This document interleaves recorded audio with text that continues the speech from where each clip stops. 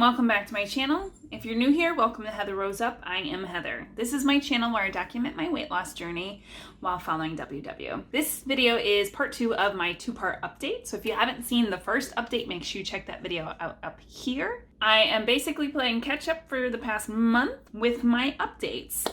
In the first video, I went through the footage that I had recorded since the update before then. I hope this makes sense. But I had a lot to talk about, and I realized that video should be left alone, and now I want to discuss kind of what I've been going through. And I had debated and really thought about whether or not I wanted to discuss this, but my channel is about my healthy lifestyle and my well-being and my, not just my weight loss journey, but my healthy lifestyle journey. And as you can tell by the subtitle of this being part 2, I want to discuss my new why. Now, going back to December, I want to start off where I left off before my surgery. So I mentioned in the last video, and I've mentioned it a few times, that I did have surgery to remove a 2-centimeter fibroid from my uterus. Disclaimer, we're going to talk about different conditions that women go through, so if that upsets you, find that to be too much information, maybe this is not the video for you, but I feel like it's important to share this because a lot of people don't talk about it, and I feel like it might help people. I was talking to my husband, I said, I wish, I know friends that have gone through these situations before, and I wish more people would talk about it. It shouldn't be taboo. I had opened up on my personal Facebook, and that was a big step for me. I felt nervous about talking about it, and I don't know why, but once I did, I felt good about it. So I want to talk about it more because it definitely pertains to my weight loss journey still. So yeah. But going back to my surgery, so on December 23rd, I had my fibroid removed, and I had all these lofty goals of losing weight and all this, and I just realized that I can't be focusing on that right now. I have to focus, especially once the surgery was done, I have to focus on recovery, healing. There was swelling involved, and I gained weight, water weight, and it was just, I had to focus on my recovery. So I took the pressure off myself I decided I wasn't going to track, but I didn't overdo it. There was a few times where I was like, I really want this, so I had it. I moved on, but I balanced it out with healthy eating too, and I focused on hydrating, moving. I had to walk around. It's funny because you can't see in my house. I have like an open circle, and I would I would walk around because movement is very important when you're recovering from surgery to avoid blood clots and pneumonia and other things. Now, to go back even further, the reason why I had my surgery, and this is something that I hadn't talked about at all on this channel, and I am ready to open up about it because, like I said, it does pertain to my weight loss, it does pertain to my healthy lifestyle, and my overall well-being. Back in April, and actually this has been kind of my secret why since I even started in WW. I have discussed that my husband and I and my children were a blended family, and my husband and I got married in October of 2016, and my 2 children come from a previous marriage, but without going into too much detail, my husband has pretty much been my partner in raising them for quite a while. But we have always wanted another child. I'm gonna get choked up talking about this. Oh. Okay, sorry. We have always wanted another child, and he has been there since very early on. I guess I could go into detail as to why we want another child, but that's really kind of irrelevant.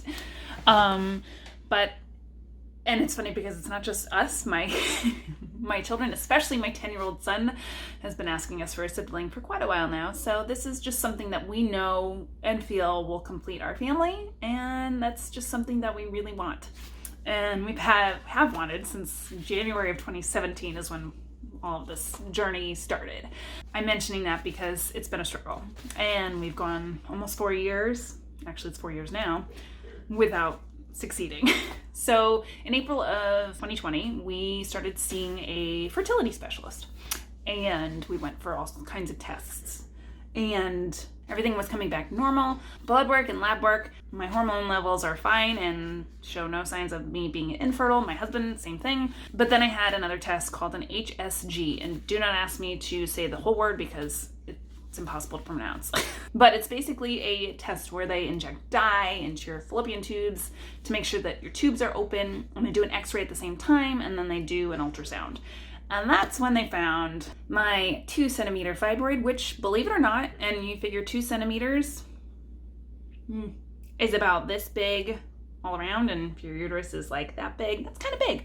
It's not very big in the uterine fibroid world, which I've learned since then doing my research, but the location of it was not good. It was right smack in the middle, and it was within the wall. So it was quite literally getting in the way of everything and had to come out. And then I also started realizing, my cycles were off, things were very painful and just not normal. So I said, well, let's get this taken care of and taken out. So I was referred to a OBGYN who was also a surgeon and scheduled the date to get that removed, and I had that removed on the 23rd.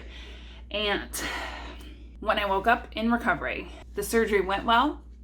And it's funny because I kept asking my doctor, I'm like, make sure you take pictures of this thing. Well, he is a wonderful doctor, and he ended up finding out that I had endometriosis as well.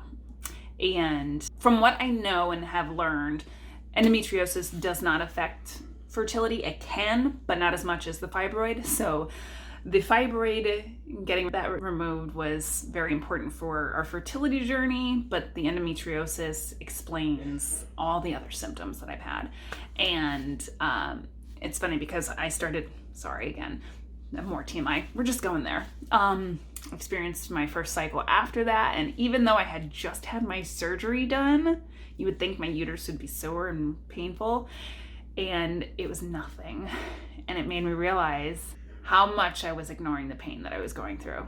So it and then I went for my post-op appointment, and he officially diagnosed me with, because of the amount of endometriosis, I'm getting choked up, why? I don't know why I'm having a hard time talking about this, and I think it's because it's a little life-changing, so bear with me. All right, so he diagnosed me with stage 3 endometriosis, and on the scale of how it's diagnosed, it goes from 1 being mild to 4 being severe, and mine's a 3. It is growing on the outside of my uterus, and there was lots of scar tissue, but the good news is he was able to remove everything, if not most of everything that he found, and basically gave my uterus a fresh start, which I know, and I'm so grateful, because I know that people I know personally have had it so bad where nothing could be done. So I'm thankful for that. And there's still a chance that I could successfully get pregnant. So counting my blessings here. So here I am now. It is January 10th, and my husband and I have been talking an awful lot about this, and it kind of hit us that now that I have had this surgery, and I have to wait a while, I have to wait 4 months, April 18th, who's counting, until we can try again. And it hit us that, holy cow, now that this fibroid was removed and everything else looks good, we have a chance that this could happen this year. And I'm trying to be cautiously optimistic. The past 4 years, and again, I haven't opened up about it, have been an emotional roller coaster. And for those of you who have tried to conceive before, and the ups and downs, and it's not easy. So that's another reason why I'm opening up about it, because not enough people talk about that either, I don't think. Anyway, but it hit us that this could happen, and tomorrow we'll be calling my fertility specialist again so we can start planning for what we're going to do in April. I'm not really sure if there's other things that he might help, might do to help facilitate the situation.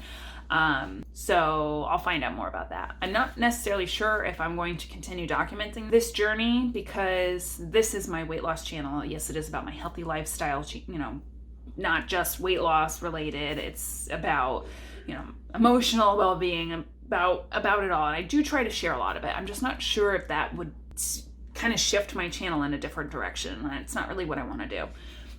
But I think I will continue to do updates. If anybody has any questions and you want to email me about it, I'm more than happy to open up about it that way. But I'm not really sure how I'm going to go about that. we'll see how as time goes by. In true Heather fashion, lots of tangents are going to be happening about this. There's a lot to talk about. So we were talking about how it sounds like, we have a good chance this year this happening. And and I realize now more than ever, part of the reason why I joined WW was because I wanted to lose weight to have a healthy pregnancy. I'm 37. I'll be 38 in May. I know statistically, and I know that, as you get older, pregnancies become more difficult.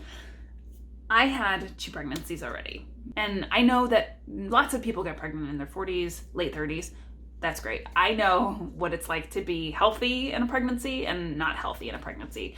And let me elaborate. When I was 22, and I highly recommend you watch my weight loss journey video. Actually, I'm going to put a card right here. When I was 22 was when I got pregnant the first time. And I was young, but it was miserable. I was miserable. I was borderline diabetic. I had high blood pressure. I ended up having a C-section because my heart was not in good shape, and it affected my daughter's heart.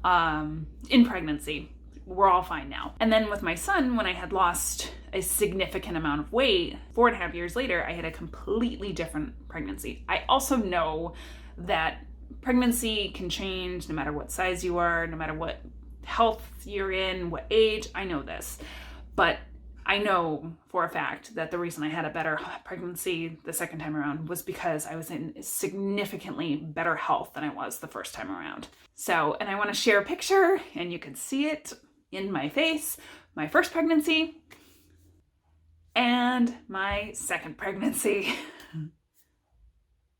Night and day. So where am I going with this? My new why is to get my body ready and to be in better position health-wise to have a healthy pregnancy. I want to be able to avoid as much as possible having issues with high blood pressure or issues with diabetes. And again, like I said, I know that could happen regardless of your health, because pregnancy is one of those strange things that changes your body, and sometimes there's nothing you can do about it. I want to prevent it as much as I possibly can. So I want to get ready for that. I want to move more. I want to eat more healthy. Now with this new diagnosis of endometriosis, I want to do some research, because I know that there are studies that show that diet can help reduce different symptoms. So I want to do some research on that. I briefly read that red meat can affect things. I'm not ready to give up red meat just yet, but if it's something that will help me in the future, I might consider it. I want to do what's best for me, for my health. So back to WW talk. I recently switched to purple. I have always loved purple. I love the aspect of the focus being on whole foods, and I really enjoy the 0 smart point foods that purple has to offer. So I'm able to focus on those again and allocate my points to less processed foods, which is another thing that I feel like will help set me up for a healthier journey. For now, I'm literally on day 2 of doing purple, so I'm going to give it a 2-week shot, and hopefully I'll get back into the swing of things since my being off track for a while, and go from there. I did weigh in on Friday, and then I went to my first workshop in a couple of weeks on Saturday, and it went really well. I weighed in at 199.2. And that number is a little scary because I have not gone over 200 this entire pandemic, and I don't plan on doing that. I worked very hard to get into Wonderland, and I don't want to get out of there. So definitely not the 193 that I wanted to be at the end of December, but we're not going to look backwards. We're going to move forward. I say that often. I just have to push forward. And, I went through a lot in December. That was a lot. Again, thank God 2020 is over.